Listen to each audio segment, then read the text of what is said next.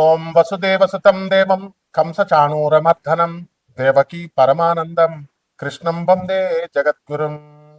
ఓం శ్రీ రాధాకృష్ణాభ్యాం నమ. కృష్ణం వందే జగద్గురుం, అర్జునం వందే జగదేకవిందం. ఇప్పుడు మనకి త్వరలో గురుడు రేవతి నక్షత్రంలో మారబోతున్నాడు. ఎక్కడి నుంచి?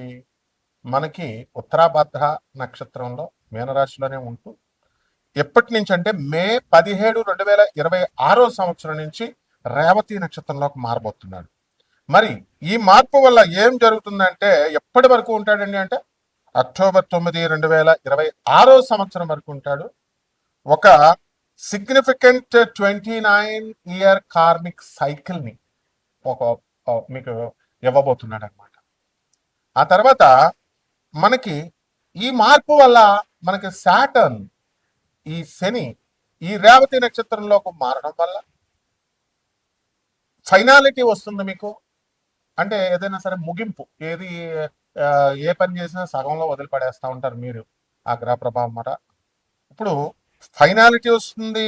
అలాగే చక్కగా స్పిరిచువల్ ట్రాన్సిషన్, ఎప్పుడు ఏకాంతంలో ఉండి ఆధ్యాత్మిక ఉన్నతిని మీరు పొందుతారు. అలాగే మీరు చక్కగా కార్మిక్ క్లోజర్ అవుతుంది, మీకు క్లీన్స్ అవుతుంది చక్కగా. ప్రతి ఒక్క ఇండివిజువల్ మీద, ప్రతి ఒక్క వ్యక్తి మీద ఒక గొప్ప ఇంపాక్ట్ వస్తుంది. అది ఎలా అంటే profound inner shifts and endings, startings endings అన్ని కూడా చక్కగా చేయగలుగుతారు. మరి ఇప్పుడు మనకి ఎక్కడున్నారు గ్రహస్థితి ఈ 2026 సంవత్సరం యాజ్ ఆన్ ఈ మే నెలలో మనం కనుక చూసుకుంటే మిగతాదంతా కూడా కుజుడు మే 11 తర్వాత మేషరాశిలోకి మారబోతున్నాడు. అలాగే మనకి రవి మే 15 తర్వాత వృషభ రాశి సంచారం చేస్తాడు, ప్రవేశిస్తున్నాడు. అలాగే చక్కగా మనకి బుధుడు మే 15 తర్వాత వృషభ రాశిలోకి వస్తున్నాడు. అలాగే శుక్రుడు మరి మే 14వ తేదీన మనకి శుక్రుడు చక్కగా మనకి ఈ యొక్క మిథున రాశిలోకి వస్తున్నాడు. అలాగే బుధుడు మే 29వ తర్వాత రెండవసారి, మే నెలలో 2 సార్లు అతను మిథున రాశిలోకి వస్తున్నాడు. దీనివల్ల ఏమిటండి మనకి అంటే ఇప్పుడు రెట్రోగ్రేడ్ లో లేడు మనకి సాటర్న్. ఎలా ఉన్నాడు? ఎక్కడున్నాడు? 15 డిగ్రీల మనకి మీన రాశిలో శని ఉన్నాడు. అలాగే కేతువు 11 డిగ్రీల సింహరాశిలో ఉన్నాడు. రాహు 11 డిగ్రీల కుంభరాశిలో ఉన్నాడు. మరి మనందరికీ కూడా యాజ్ ఆఫ్ మే 2, 2026 సంవత్సరాన్ని కనుక మనం తీసుకుంటే మనకి ఈ యొక్క శని వక్రించి లేడు. కాబట్టి ఈ ఎప్పుడండి ప్రారంభించాడు మీనరాశిలో కంటే 2023 సంవత్సరంలో ప్రవేశించి అర్లీ 2026 సంవత్సరం వరకు కూడా అతను అందులోనే ఉంటాడు మీనరాశిలో, డైరెక్ట్ మోషన్ లో. ఇప్పుడు కరెంట్ మోషన్ ఏంటంటే ప్రస్తుతానికి డైరెక్ట్ ఫార్వర్డ్ లో ఉన్నాడు. తర్వాత నెక్స్ట్ రెట్రోగ్రేడ్ రాబోతున్నాడు సాటర్న్. జూన్ 2026 సంవత్సరం నుంచి స్టార్ట్ అవుతాడు రెట్రోగ్రేడ్. స్టార్ట్ అయ్యి నవంబర్ 2026 సంవత్సరం వరకు కూడా అక్కడే ఉంటాడు అనమాట, రెట్రో వక్రించి ఉంటాడు. దీనివల్ల ఏమవుతుందంటే మనకి అప్కమింగ్ 2026 సంవత్సరం ఈ యొక్క వక్రించడం వల్ల ఇమోషనల్ హీలింగ్, కార్మిక్ క్లోజర్, ఆ తర్వాత ఎవాల్యుయేటింగ్ బౌండరీస్ ఇన్ మీనరాశిలో, పైసెస్ లో ఇవన్నీ కూడా చేయడం జరుగుతుంది. అలాగే మనం మే 2026 సంవత్సరాన్ని కనుక మనం చూసుకున్నట్లయితే ఫీచర్స్ మనం చూసుకున్నప్పుడు హై ఎనర్జీ ప్లానెటరీ యాక్టివిటీ ఉంటుంది. అలాగే మార్స్ ఆరిస్ లోకి ఎంటర్ అవుతున్నాడు మేషరాశిలోకి. శుక్రుడేమో చక్కగా జమినీలోకి, మిథున రాశిలోకి. వీటి వల్ల డబల్ మూవ్స్ మళ్ళీ మెర్కురీకి, బుధుడికి, వీటన్నిటి వల్ల ఫోస్టరింగ్ వాట్ ర్యాపిడ్, చాలా స్పీడ్గా డెసిసివ్ యాక్షన్, మీరంతా కూడా తొందరగా నిర్ణయాలు తీసుకోగలుగుతారు కెరీర్లో, రిలేషన్షిప్స్లో. అలాగే చక్కగా కీ షిఫ్ట్స్ ఉండడం వల్ల మే నెలలో మే 11న కుజుడు మీనరాశిలోకి, మేషరాశిలోకి, శుక్రుడు మే 14 నుంచి వృషభ రాశి, మిథున రాశిలోకి, ఆ విధంగా వృషభ రాశిలోకి మే 15 తర్వాత మనకి ఈ యొక్క రవి చేరడం, వీటిలన్నిటి వల్ల కూడా మీకు ఇంపల్సివ్ డెసిషన్స్ తీసుకుంటారు. 2 యాక్సిలరేటింగ్ యాక్టివిటీ, చాలా స్పీడ్గా చేస్తారు మీరు ఎంతవరకు స్లోగా ఉన్నటువంటి వాళ్ళు. అండ్ డ్రైవ్ కూడా బాగుంటుంది. అండ్ రిలేషన్షిప్స్ని, ఆ తర్వాత కమ్యూనికేషన్ని ఎఫెక్ట్ చేస్తాయి. అలాగే ఫోకస్ ఆన్ స్టెబిలిటీ మీద, స్థిరత్వం మీద, రిసోర్సెస్ మీద మీరు ఎక్కువగా మీరు స్థిరత్వం వస్తుందన్నమాట. అయితే ఈ యొక్క గ్రహ సంచారాల వల్ల 12 రాశుల్లో కూడా మనము కొంచెం టెక్నికల్గా మనం చూసినప్పుడు మెడికల్గా కూడా మెడికల్ సైన్స్ని అప్లై చేస్తున్నాము. అలాగే మనం ఆర్బిటాల్ వెలాసిటీని మనం తీసుకుంటున్నాము. ఇప్పుడు ఆర్బిటాల్ వెలాసిటీని మనం తీసుకున్నప్పుడు గురుడు ఎక్కడున్నాడండి? First half of this 2026 year అంతా కూడా కర్కాటక రాశిలో ఉండి చాలా చక్కగా మంచి లక్ని మీకు లక్ని గ్రోత్ని ఇన్ఫ్లుయెన్స్ చేస్తాడు ఆ తర్వాత కంటే కూడా. అలాగే శని నెప్ట్యూన్స్ మనం తీసుకున్నప్పుడు ఈ పొజిషన్స్ అన్ని కూడా చక్కగా స్ట్రక్చర్డ్ యాక్షన్ ఉంటుంది అండ్ మెయింటైనింగ్ డిసిప్లిన్ ఉంటుంది. ఇవన్నీ కూడా వస్తాయన్నమాట. దీనివల్ల మనకి అంతేకాకుండా మనకి అనారోగ్యాలు ఉంటాయి. మానవుడు అన్న తర్వాత రోగాలు అనేటటువంటి కామన్ అండి.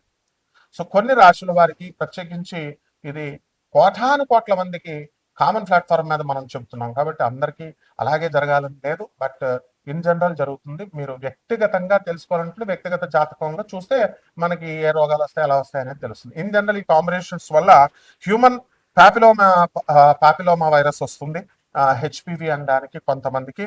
అలాగే ఇది చాలా హైలీ కాంటాజియస్ అనమాట. తర్వాత ఇది కామన్ గా ఇది సెక్షువల్లీ ట్రాన్స్మిటెడ్ డిజీజ్ అనమాట. హెచ్ఐవి, గనేరియా, సిఫిలిస్ ఇలాంటి వ్యాధుల్లాగా, మరి ఎయిడ్స్ అట్లాగా. సో ఇటువంటి వెనీరియల్ డిసీజెస్ అంటాం వీటిని. సో ఇటువంటి ఇన్ఫెక్షన్ అనేటటువంటిది ఇట్ ఎఫెక్ట్స్ అనమాట స్కిన్ ని, ఆ తర్వాత మ్యూకోసల్ సెల్స్ ని. నెక్స్ట్ దగ్గరగా విత్ నియర్లీ అన్ని కూడా సెక్సువల్లీ యాక్టివ్ పీపుల్ ఎవరైతే ఉంటారో అటువంటి వాళ్ళకి contracting it at some point లో తగలడానికి అవకాశాలు ఉంటాయి. కాబట్టి ఈ విషయాల్లో మాత్రం చాలా స్ట్రిక్ట్ గా జాగ్రత్తగా ఉండండి. అండ్ చాలా ఇన్ఫెక్షన్స్, ఇక మిగతా కొన్ని రకాల ఇన్ఫెక్షన్స్ వస్తాయి. ఈ ఇన్ఫెక్షన్ కాకుండా వీటికి అన్ని కూడా సిమ్టమ్స్ ఉండవు ఇవన్నీ కూడా. సో వాటిలంతటికి అవే రిజాల్వింగ్ ఆన్ దర్ ఓన్, వాటిలంతటికి అవే సాల్వ్ అయిపోతాయి. బట్ హైలీ రిస్క్ టైప్స్ మనకి ఉంటాయన్నమాట. సో ఇవన్నీ కూడా జెనిటల్ గా మనకి వాట్స్ అని, క్యాన్సర్స్ అని ఇలాంటివన్నీ కూడా రావడానికి అవకాశం ఉంటుంది. పర్టికులర్ గా of the cervix and anus and throat వీటిల్లో ఎఫెక్ట్ అవ్వడానికి అవకాశాలు ఎక్కువగా ఉంటాయి. అలాగే దీనికి ప్రివెన్షన్ ఒకటే మార్గం అండి. ప్రివెన్షన్ ఇస్ ఓన్లీ కీ అనమాట. అండ్ ప్రైమర్లీ త్రూ వ్యాక్సినేషన్ తీసుకోవాలి అండ్ రెగ్యులర్ స్క్రీనింగ్స్ చేసుకుంటూ ఉండాలి. కాబట్టి ఈ మోస్ట్ ఇన్ఫెక్షన్స్ అని ఇవన్నీ కూడా నేను మొట్టమొదటిగా చెప్పినటువంటి అన్ని కూడా అసిమ్ప్టోమాటిక్ గా వస్తాయి. ఎందువల్ల కేతు సింహరాశిలో, రాహు కుంభరాశిలో ఉన్నప్పుడు సిమ్టమ్స్ అసలు కనబడినప్పుడు. And it will be cleaned by the immune system within 2 years లో క్లియర్ అయిపోవడానికి అవకాశాలు ఉంటాయి. కరెక్ట్ గా అప్పటికే ఈ మేన రాశికి నుంచి 2.5 సంవత్సరాలు మేష రాశిలోకి వచ్చి అక్కడ ఇంకొక 2 నెలలు మార్చి 2027 వరకు మేన రాశిలో ఉండడం జరుగుతుంది శని. అలాగే PCOS ఆడవాళ్ళకి, మరి ఇటువంటి వాళ్ళకి అందరికి కూడా కొంతమందికి కొన్ని రాష్ట్రాల వారికి ఈ కాంబినేషన్ వల్ల పాలిసిస్టిక్ ఓవరీ సిండ్రోమ్ అంటాం దాన్ని, PCOS ని. మరి ఇది కామన్లీ హార్మోనల్ ఇది అండ్ మెటబాలిక్ డిజార్డర్ ఇది. సో ఇవన్నీ కూడా people who are with ovaries, ఈ ఓవరీస్ ని ఎఫెక్ట్ చేస్తాయి ఇవి డ్యూరింగ్ దర్ రిప్రొడక్టివ్ టైం అనమాట, periods years. And irregular periods రావడము, నెక్స్ట్ ఎక్సెస్ ఆండ్రోజన్ లెవెల్స్ ఇవన్నీ కూడా ఉండడం, మేల్ హార్మోన్స్ ఇవన్నీ.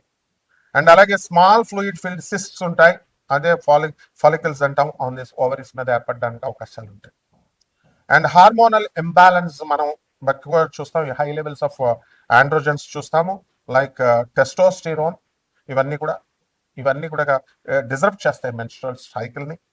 So it's leads to irregular గా పీరియడ్స్ మీకు రావడానికి లేదా మిస్డ్ పీరియడ్స్ రావడానికి అవకాశాలు ఉంటాయి. సో ఇక్కడ మనం జూపిటర్ యొక్క కాంబినేషన్ తీసుకున్నప్పుడు, వెలాసిటీని మనం తీసుకున్నప్పుడు, మనము దాని ఆర్బిట్ లో కానీ అలాగే దాని యొక్క అట్మాస్ఫియర్ లో కానీ మనం తీసుకున్నప్పుడు మనం దాన్ని మెజర్ చేస్తాం. ఎలాగంటే Doppler spectroscopy, next radio science tracking and cloud tracking techniques తో చేసి ground based instruments like Fourier transform spectrometers వాడతాము. ఎగ్జాంపుల్ జోవియల్ అనేది. అలాగే ఎస్ప్రెసో స్పెక్ట్రోగ్రాఫ్ మెజర్, దీని నుంచి డాప్లర్ షిఫ్ట్స్ నాసా ఉపయోగిస్తుంది, నాసా జూనో మిషన్ అంటాం. దీనివల్ల deep space network antennas to track radio signals అనమాట. సో దీని నుంచి మనం ఆర్బిటాల్ వెలాసిటీ మనం ఆఫ్ జూపిటర్ మనం తీసుకున్నప్పుడు as on this date 13.06 kilometres per second ఉంది. And determined by tracking its orbit and the sun, around the sun. So ఈ విధంగా ఇదంతా కూడా జ్యోతిష్యం అంటే ఏదో 4 ఇంట్లో రాహు, 3 ఇంట్లో శని, ఏమన్నా నాకు బాగుంటుందండి, మా ఆయన మేము కొట్టుకుంటున్నామండి, ఇలా చేసేసారు ఆస్ట్రాలజీ. మళ్ళీ అట్లా కాదమ్మా, చాలా సైంటిఫిక్ ఇది.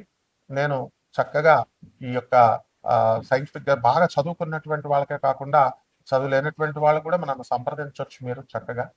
కాకపోతే మీరు అండర్స్టాండ్ జెన్యూనిటీకి దగ్గరగా ఉంటుంది. మనం ప్రిసైజ్ గా నాసాస్ లైవ్ రిపోర్ట్స్ ని బట్టి నేను చూసి చెప్పడం జరుగుతుంది. కాబట్టి మనము మీరంతా కూడా నాటి ప్రెడిక్షన్స్ అన్ని కూడా అక్యురేట్ గా ఉంటాయి, ఆ తర్వాత ప్రిసైజ్ గా ఉంటాయి. సో దానివల్ల మీరు చూసుకోండి. ఇప్పుడు ఉన్నటువంటి ఈ గ్రహస్థితి 12 రాశుల మీద ఒక్కొక్కరి వారీగా ఏ విధంగా ఎఫెక్ట్ చేస్తుందో చూద్దాం. మకర రాశి. ఈ మకర రాశి వారికి అందరికీ కూడా మనకి కుటుంబ స్థానంలోకి, అలాగే మేషరాశిలోకి వచ్చినటువంటి కుజగ్రహ ప్రభావం వలన కుటుంబంలో కొన్ని కలతలు అనేటటువంటి మటుమాయమవుతాయి. అలాగే రాహువు మరి ధనస్థానంలోకి వచ్చినటువంటి కారణంగా మనకి వాక్కు కఠినంగా ఉండము, నోటికి సంబంధించినటువంటి దుర్వ్యసనాలు ఇవన్నీ కూడా రావడానికి అవకాశాలు ఉంటాయి.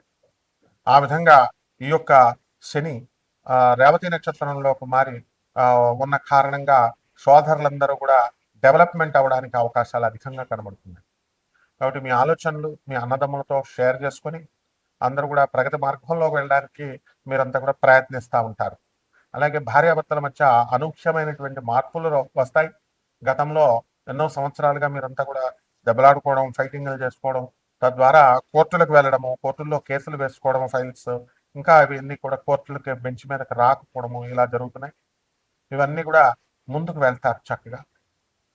అలాగే ఈ రాశి వారికి అందరికీ కూడా మనము కొన్ని రకాల వ్యాధులు రావడానికి అవకాశాలు ఉన్నాయి. మకర రాశి వారికి రాహుకి దగ్గరగా ఉన్నాడు కాబట్టి కేతు అష్టమ స్థానంలో ఉన్నాడు.